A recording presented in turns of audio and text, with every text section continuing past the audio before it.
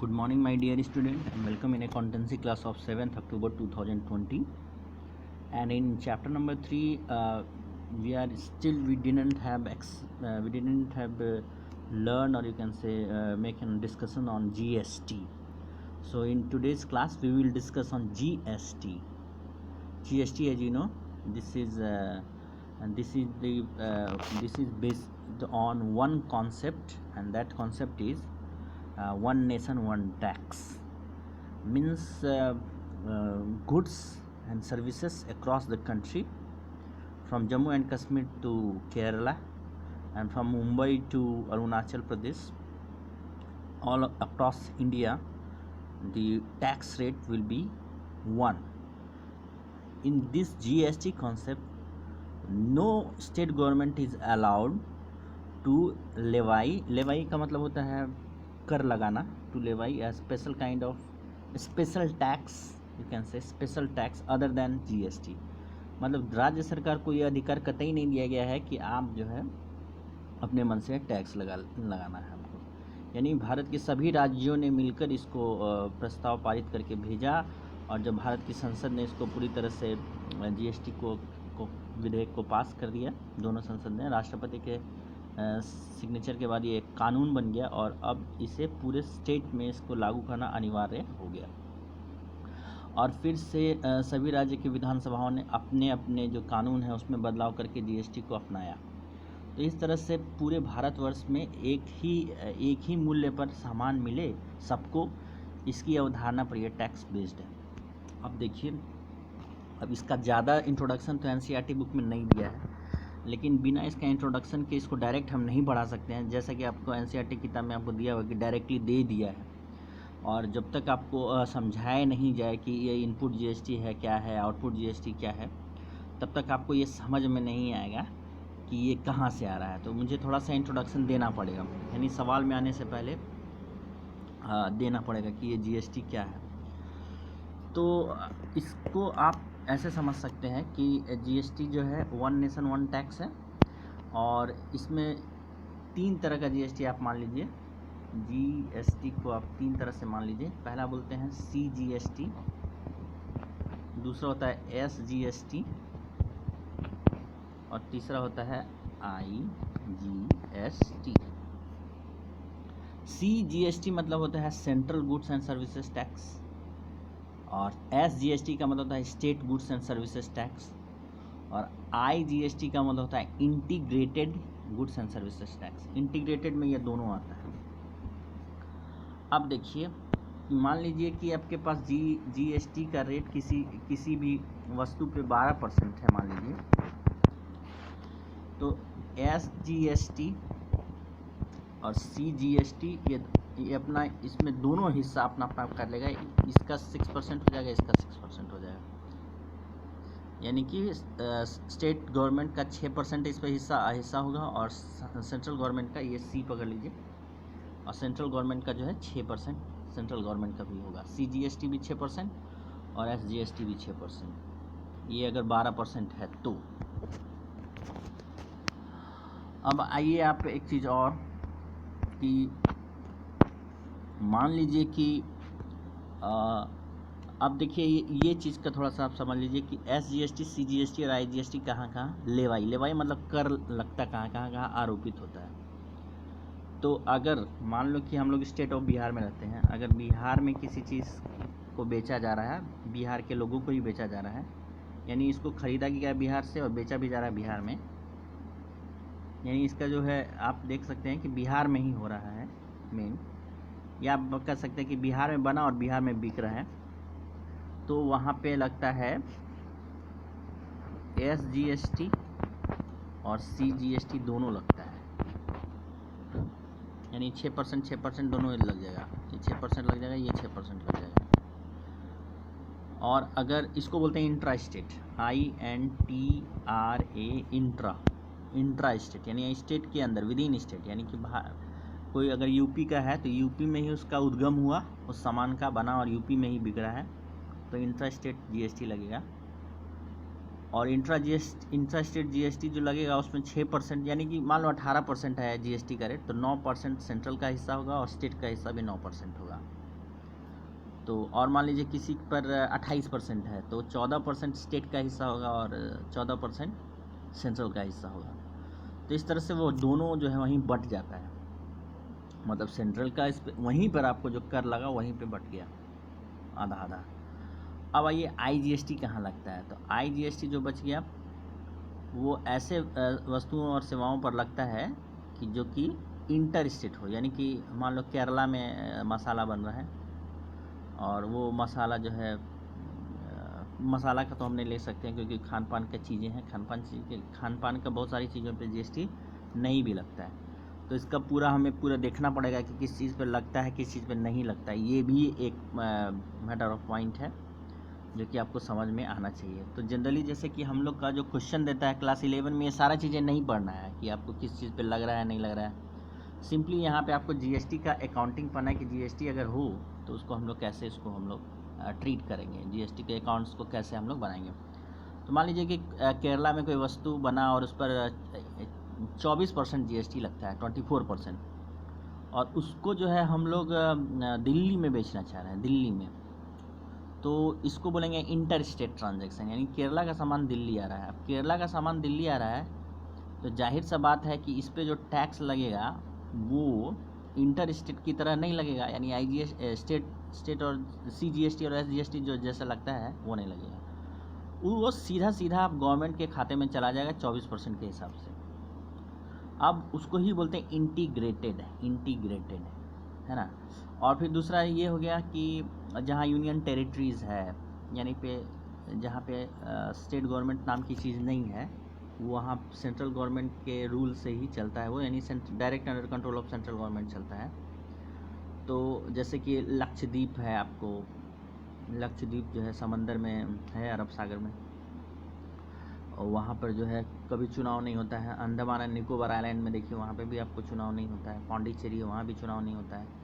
तो ऐसे जो है आप जो क्षेत्र हैं जहाँ सीधे under control of central government है, तो वहाँ पे आपको स्टेट गवर्नमेंट का नामो निशान नहीं है। तो अगर इंटर स्टेट भी अगर कोई ट्रांजैक्शन हो रहा है, इंट्रा स्टेट यानी स्टेट के विदिन भी अगर कोई ट्रांजैक्शन हो रहा है, तो वहाँ पे हम SGST नहीं लगा सकते, इसलिए IGST ही वहाँ चलता है, या UTGST बोलते हैं, यानी यूनियन टेरिटरी GST बोलते हैं।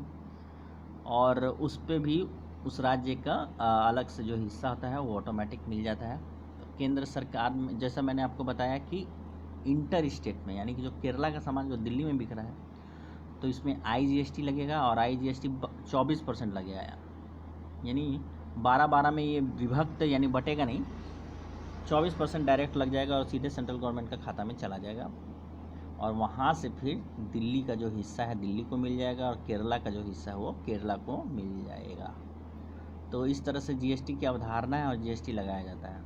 अब आइए जो आपको समझना है वो इनपुट और आउटपुट GST समझना है। इनपुट GST, अब ये GST के आगे C लगा दीजिए, चाहे S लगा दीजिए, चाहे I लगा दीजिए, जैसा क्वेश्चन बोल रहा है वैसा। इनपुट हमेशा परचेज पे दिया जाता है और आउटपुट हमेशा सेल्स पर लिया जाता है, ठीक है।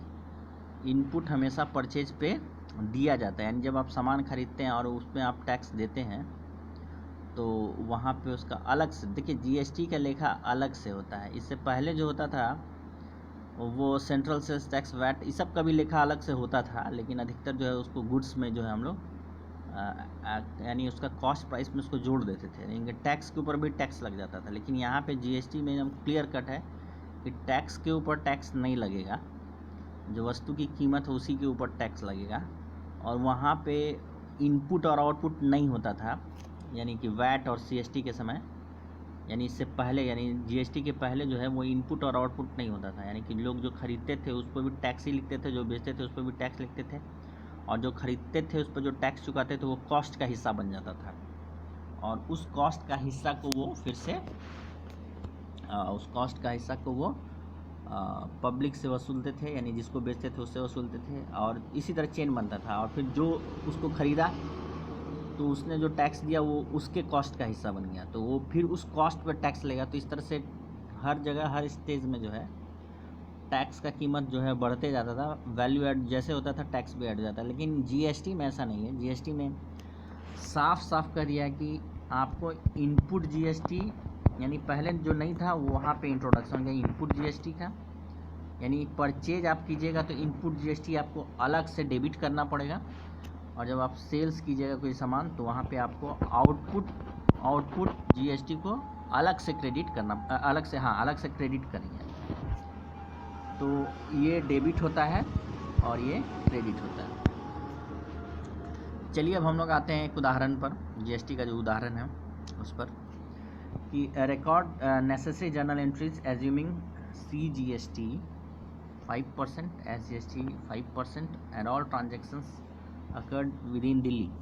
तो इसको लिखने का एक स्पेशल रीज़न है भाई, कि मान लीजिए कि अगर ये नहीं लिखता तो क्वेश्चन का 2 मीनिंग बन जाता है, कि अगर ये स्पेशल चीज़ नहीं लिखता कि अगर सारा ट्रांजेक्शन अकर्ड इन दिल्ली नहीं लिखता तो कोई बच्चा अगर समझ के बनाए कि नहीं भाई ये जो है केरला टू दिल्ली है या तेलंगाना टू जम्मू एंड कश्मीर है, तो उसको हम लोग गलत नहीं बोल सकते बिकॉज क्वेश्चन में ये मेंशन नहीं किया हुआ। लेकिन अभी आप देखिए तो इसमें जो है स्पेशली मेंशन कर दिया है, तो आप यहाँ पे देखिए कि IGST नहीं लगेगा, क्लियर बात है, क्योंकि ये इंट्रा स्टेट है, यानी दिल्ली के भीतर का बात है। तो आप देखिए सबसे पहले है Shobhit bought goods for 1000 on credit, यानी शोभित ने सामान 1 लाख का ख़रीदा है क्रेडिट पर। तो आप देखिए जो 1 लाख का ख़रीदा है उसमें 5% आप निकालेगा तो 5000 आएगा, और ये भी 5000 आएगा, यानी जो ख़रीदा है शोभित तो उसमें हम लोग परचेज अकाउंट को डेबिट करेंगे, परचेज को डेबिट करेंगे, और जो खरीदते समय जो टैक्स देता है उसको बोलते हैं इनपुट CGST अलग से डेबिट होगा, और इनपुट SGST भी अलग से डेबिट होगा, यानी 3 चीज़ डेबिट हो जाएगा। और इसका वैल्यू होगा 1 लाख, इसका 5000 और इसका भी 5000। ओके, तो चलिए हम लोग देखते हैं इसका जर्नल एंट्री क्या बनाया है। देखिए परचेज अकाउंट डेबिट को किया है 1 लाख से, और इनपुट SGST इनपुट CGST दोनों को डेबिट किया गया है 5000 से। तो अब कीमत जो हो गया 1,10,000 हो गया, यानी क्रेडिटर को, यानी जिससे सामान लिया है उसको 1,10,000 पे करना पड़ेगा शोभित को। ये द बुक्स ऑफ शोभित चल रहा है। नाउ फिर होता है ही sold them for 1,35,000 in the same state on credit. अब बोलता है उसने उसी वस्तु को जो है 1,35,000 में बेचा। अब आपको यहाँ ध्यान देने की बात है कि आप देखिए कि उसको 1,10,000 में वो सामान मिला और वो उसको 1,35,000 में बेच रहा है, तो इसके हिसाब से 25,000 का उसको प्रॉफिट हो रहा है। तो ये कैलकुलेशन रॉन्ग है, ये कैलकुलेशन रॉन्ग है। यहाँ पे उसको देखें, आप ये देखिए कि सामान 1 लाख में खरीदा, बेच रहा है 1,35,000 में, तो उसको 35,000 का प्रॉफिट हो रहा है। और GST बिल्कुल अलग है, GST का ऐसे कोई लेना देना नहीं है, इसमें GST इंक्लूडेड नहीं है, नहीं इसमें इंक्लूड है, नहीं इसमें इंक्लूड है। तो जब वो सामान बेचेगा तो देखिए कि वो क्या जर्नल एंट्री करेगा। सबसे पहले तो आप समझ लीजिए कि टू सेल्स को आप कीजिए, ऐसे बनाना शुरू कीजिए कि सेल्स का दाम जो 1,35,000 हो गया सबसे पहले, टू आउटपुट CGST और टू आउटपुट SGST। अब ये 1,35,000 का 5% आप निकालिए, 1,35,000 इंटू 5/100।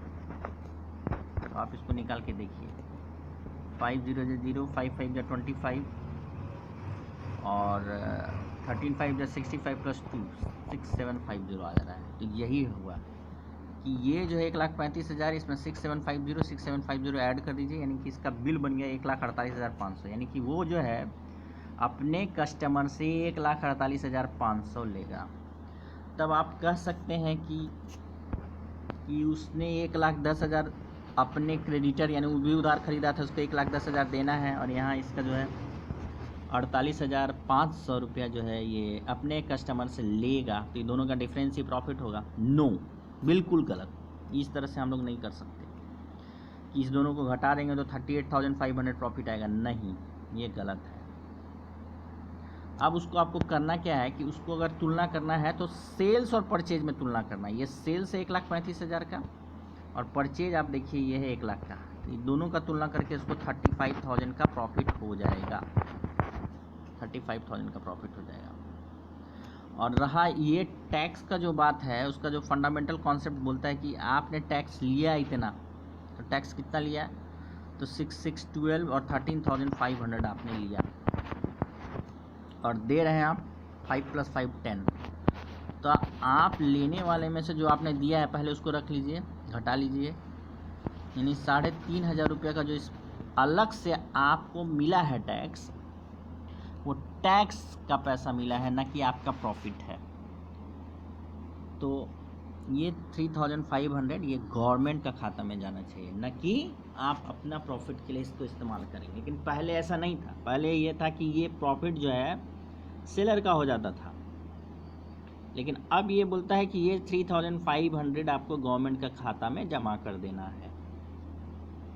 और ये बहुत अच्छी बात है। आप देखिए इसने इतना पे किया, इसको इतना मिला 13,500, तो वो जितना दिया है वो पहले ले लेगा कि हमने दिया है, तो चूँकि इसने पे किया है तो इसको 10,000 उसमें से ले लेगा और 3,500 जो बचा उसको गवर्नमेंट का खाता में जमा कर देगा। तो ये कॉन्सेप्ट है, केवल एक ट्रांजैक्शन में आपको बता रहे हैं, लेकिन ऐसा तो नहीं है कि केवल बिजनेस में एक ही ट्रांजैक्शन हो, और भी ट्रांजैक्शन होता है। तो लेट्स सी कि और क्या क्या हुआ है। Now see, he paid for railway transport 8,000, ये 8,000 उसने रेलवे को दिया। अब यहाँ पे भी जीएसटी मान लो ऐड है, तो ट्रांसपोर्ट चार्जेस को लिखा उसने डेबिट किया 8,000, और इनपुट चूँकि वो ये सर्विस है, ये देखिए वो सामान नहीं बेच रहा है, ये सर्विस ले रहा है, यानी सर्विस खरीद रहा है। सामान गुड्स और सर्विसेज दोनों आता है, GST goods and services tax. तो ये सर्विस ले रहा है, सेवाएं ले रहा है, तो इस पर भी आपको टैक्स देना पड़ रहा है। ये 5% के हिसाब से इसने दे दिया, ये लीजिए, यानी इसको टोटल 8,800 देना पड़ा। अब आइए नेक्स्ट ट्रांजैक्शन क्या है। He bought computer printer for 10,000। अब ये देखिए कि ये कंप्यूटर प्रिंटर इसके लिए एसेट्स है, क्योंकि कंप्यूटर प्रिंटर वो क्या सामान बेचता है नहीं बेचता इसका जिक्र नहीं है, तो वो जो है इसको कंप्यूटर प्रिंटर के रूप में ही वो लिखेगा, परचेज नहीं लिख सकता क्योंकि ये सामान नहीं। तो जैसे उसका डीलिंग क्या है, अगर मान लो वो कंप्यूटर से रिलेटेड सामान बेचता है, कंप्यूटर प्रिंटर को ख़रीदता और बेचता है, देन ये परचेज अकाउंट में डेबिट होता है। लेकिन यहाँ पे इस चीज़ का जिक्र नहीं है, तो हम लोग समझ लेंगे कि ये कंप्यूटर प्रिंटर उसके लिए एसेट्स है, तो एसेट्स के नाम से ये डेबिट हो जाएगा। इसमें भी इस बंधु को जीएसटी देना पड़ेगा 5% के हिसाब से, यानी 11,000 रुपये उसको टोटल देना पड़ेगा। नेक्स्ट आइए,